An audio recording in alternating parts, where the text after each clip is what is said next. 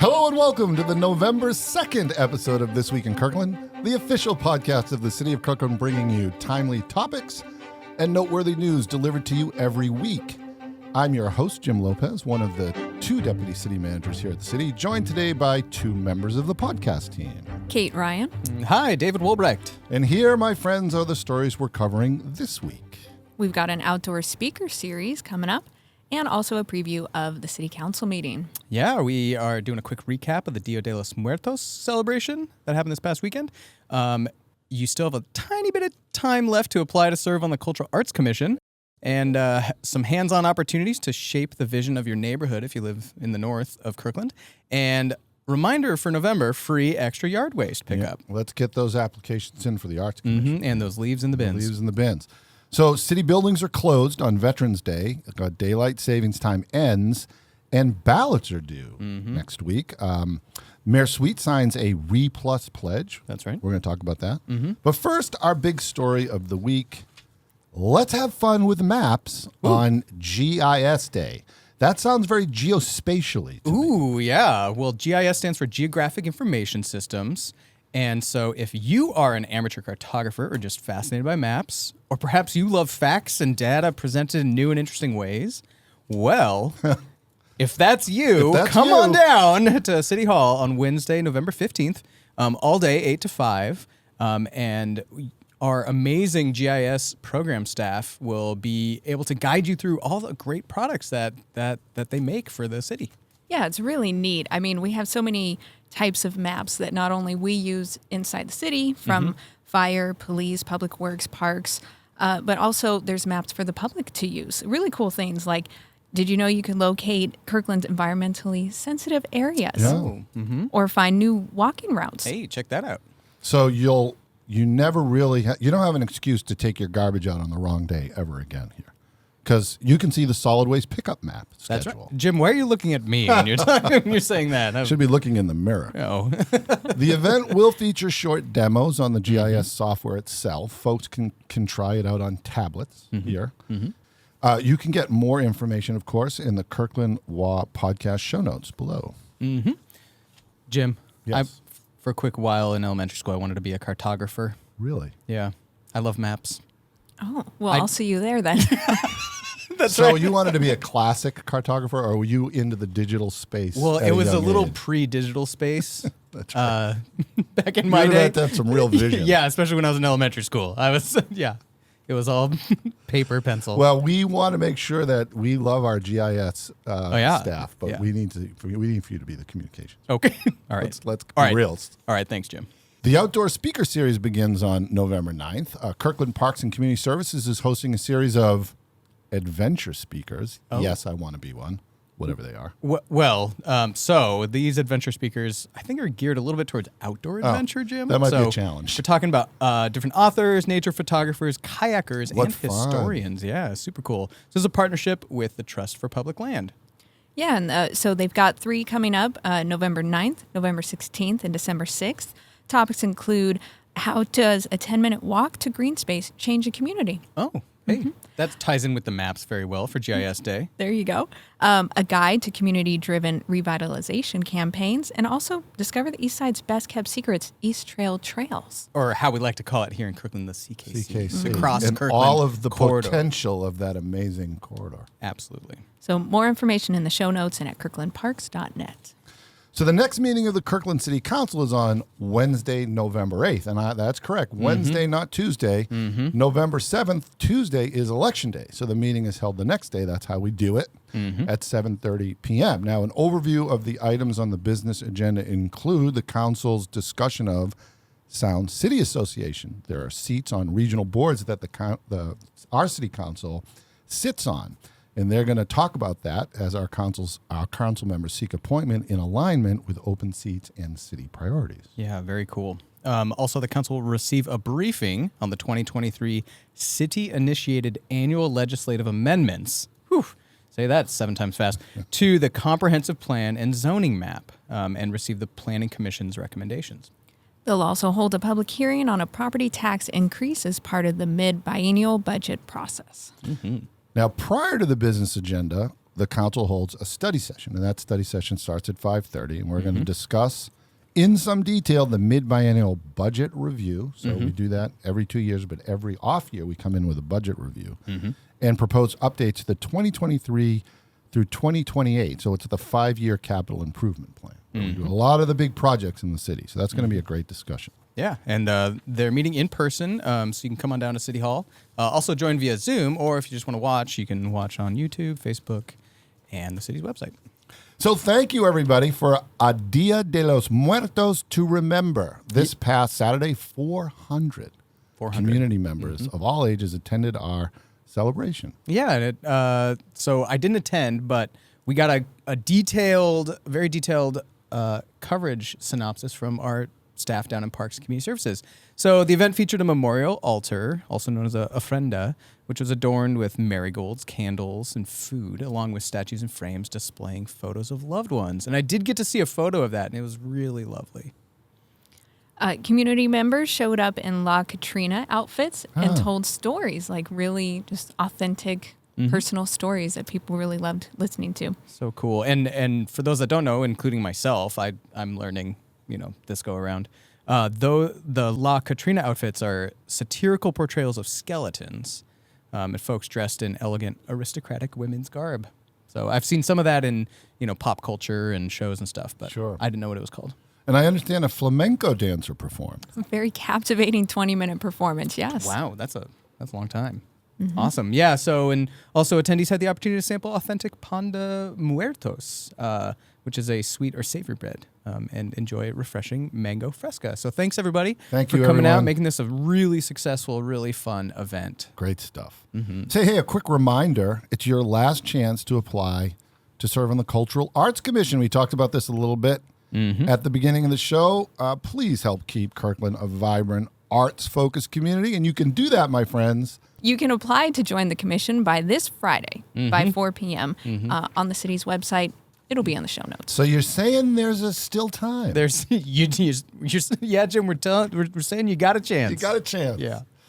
If you want a hands-on way to get to know your community and live in Kingsgate or Juanita, we have some upcoming workshops that you might be interested in. Yeah, so both Juanita and Kingsgate, the city's hosting some visioning workshops, and that will help update the neighborhood plans for both of those neighborhoods. And these are, of course, chapters of the Kirkland Comprehensive Plan. Can I say, visioning events are fun. I haven't been to them personally, but I've seen the happenings. I've been to them, yeah. There's Post-it notes, there's boards, there's great conversation. Oh, yeah. It's a way to really kind of lean in and dream into the future of the community, and really great way to have kind of like the title said, Jim, a hands-on way to get involved. I appreciate you saying that, Kate, because checking reality at the door is one of my favorite things to do. We know. We know. Confirmed. Confirmed. So when you come into a visioning session, let your creative mind flow. That's right. These are wonderful opportunities to do that. Yeah, and so these visions will help the city formulate the plan for those neighborhoods for the next 20 years. And so it's really an opportunity to have a say in, kind of the vision and the evolution of the neighborhood. So those are coming up November 29th and 30th. And as always, more info at kirklandwater.gov/podcast. So there's extra yard waste pickup in November. I urge everyone to take advantage of this. This is a great deal. You can set out free extra yard waste containers during November or use those extra leaves as mulch in your yard. But the idea is the city's here for you to help in this time where there's a lot of leaves. It's true, and especially this fall. We've been having a really lovely fall. So we just want to keep the leaves out of storm drains. They can, of course, cause some flooding if they block the stormwater draining out there. So... And we could use your help. We could. We have 17,000 storm drains in the city. 17,000. I don't think I can count that high. That's for reals. Yeah. But only if you can safely do so. If you can't safely remove the leaves, don't mess with the grates, please. And if there's severe flooding, call our Public Works 24/7. That's 425-587-3900. And I just want everybody to know she did not look at a note. Kate just knows that. She just knows that. Yeah. Kate knows things. It's true. Time keeps on ticking, ticking, ticking. Into the future. Did I get it? You got it. Okay. Well played. Yeah, it's been a long time. Daylight savings time ends on November 5th, everyone, at 2 a.m. So time's ticking into the future, and it's time to roll those clocks back. Yes. Ball back. Daylight savings time, really great reminder to, replace those batteries in your fire alarms, check your emergency kits, and of course, refresh your water for your emergency kit. I probably need to eat some emergency meals. Those are the things that I always lose track of, and then I have them from 3 years ago. So November also brings election day. That's November 7th. Ballots are due by 8 p.m. You can drop them off at ballot boxes. We've got 2 of them here in Kirkland, one at Kingsgate and one at City Hall. And also just a heads up, next Friday, November 10th, city offices will be closed for Veterans Day. And we'll have more info on that next week's podcast, but just a heads up. And that brings us to our last story this week. Mayor Sweet and the city solid waste team signed a RE+ pledge last week. And the RE+ pledge is a shared commitment to work together to create a more equitable and sustainable solid waste system. Now, this includes a goal of reducing landfill waste by 70% by 2030. 70%. That's a good goal. Jeez. Yeah, and so we have a really awesome solid waste program. Staff, our lead for that program, Jenna McInnes, she presented at the signing talking about the city's really phenomenal composting program for multifamily and commercial properties, which... How does that work? I got to say it's near and dear to my heart because every Monday morning I'm bringing in a little bag of compost. So for the last 6 years when we've lived in apartment buildings and condo, that sort of thing, here at City Hall in the kind of the loading bay area, it's on the southwest side of the building, there's various compost bins and you can just drop them off? just drop off your compost. That's and so great. Because we're so good. Yeah, because where we live, we can't get yard waste service. And so it's a really great service the city provides for free. So talking about that, talking about water bottle refilling stations, and also, of course, the amazing Halloween costume swap. So the city of Kirkland has signed this RE+ pledge along with 24 other King County cities. Yep. You can find more information about this on the King County website, link in the show notes. Great. Thank you. Hey, a 70% reduction is a great goal. Absolutely. And I can think, I'm sure we can do it. But... did you know? A, unrecycled aluminum cans account for at least 1/3 of all total household waste in the United States. That's a lot. It's a lot. If that's true. It's a lot of pop cans. And soup cans. Soup cans. Or B, an aluminum can may take as few as 60 days to go through the entire recycling process from manufactured, filled, sold, consumed, gathered for recycling, remanufactured, filled, and then sold again. Wow. That feels fast. I don't know. So you have 2 months. A, which is, aluminum cans 1/3. B, aluminum cans are amazingly efficient in their recycling capacity. And of course we have C, which is usually my favorite, the C. Yeah. Constructing a floor-to-ceiling pyramid of empty cans is truly one of life's greatest satisfactions. I think there's some psychology Yeah. principle there. Exactly. Yeah, it's like hitting some deep human. That does sound like a pandemic sort of hobby, and or like a college years sort of hobby, I shall say. But. Despite the fact that C is once again the obvious answer, it turns out the actual answer is B. Oh wow! That's Unlike fast. plastic, aluminum is one of the most recyclable materials on Earth and can be recycled almost infinitely.